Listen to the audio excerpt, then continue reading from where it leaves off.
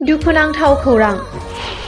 बर'नि सासे मुंदांखा फावखुंगुर फैलाव बसुमतारीया बे बुहुमनिफ्राय बयखौबो नागारनानै थांबाय।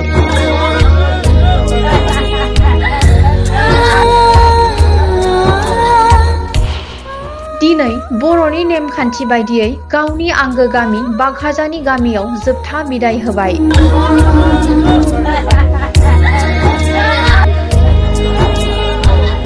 मख'नो गोनांदि सावथुन मुलुगनि मुंदांखा फावखुंगुर फैलाव बसुमतारी बिथाङा मंगलबार हरनि 10 रिंगायाव हरखाबै रुंसारि जायो।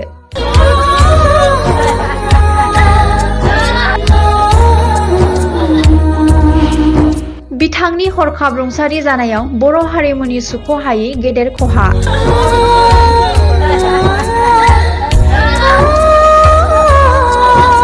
रुंसारि फैलाव बसुमतारीया बर' आरो असमिया सावथुन मुलुगनि सासे राफोद महरगिरि जानायजों लोगोसे सासे मोजां मेथाइ सुजुगिरि, रोजाबगिरिमोन आरो रेडिअ' आर्टिस्टमोन।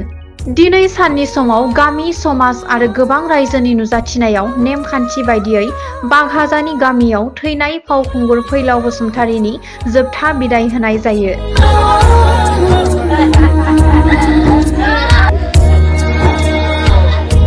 फैलाव बसुमतारी देंखोगिरि, हारिमुनि फावगिरि सासे आरो देंखोमुनि सासे मुंदांखा बर' सावथुननि फैलाव बसुमतारीया दिनै जोंनि गेजेरनिफ्राय जायखारलांबाय। बेयो जोबोद दिखार गोनां रादाब। बिथांनि जिखिनि सोरजि, बे सोरजियाथ' गोजोन जानानै थागोन, नाथाय जिखिनि बिथांनिफ्राय जों मोनबावगौमोन बेयो आद्रा जानानै थालांबाय आरो बेयो जोंनि बर' हारिमुनि थाखाय जोबोद सुफुंख'हायै खहा।